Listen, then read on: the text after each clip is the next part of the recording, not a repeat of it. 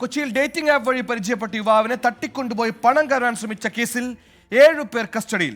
പടമുകളിൽ ഇന്നലെ രാത്രി 12 മണിക്കാണ് കേസിനാസ്പദമായ സംഭവം. മൊബൈൽ ഫോണിൽ നിന്ന് വിവരങ്ങൾ ചോർത്തിയെടുത്ത് അത് പുറത്തുവിടാതിരിക്കാൻ 1 ലക്ഷം രൂപയാണ് യുവാവിൽ നിന്ന് പ്രതികൾ ആവശ്യപ്പെട്ടത്.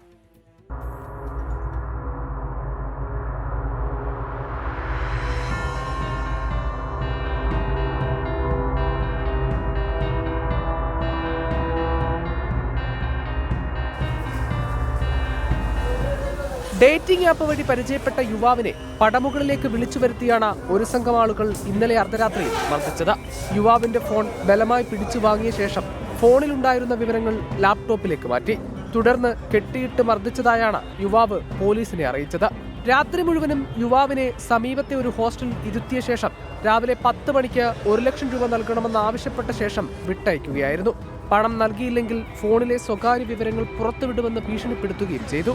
പടമുകളിൽ നിന്ന് രക്ഷപ്പെട്ട യുവാവ് തൃക്കാക്കര പോലീസിൽ വിവരമറിയിച്ചു.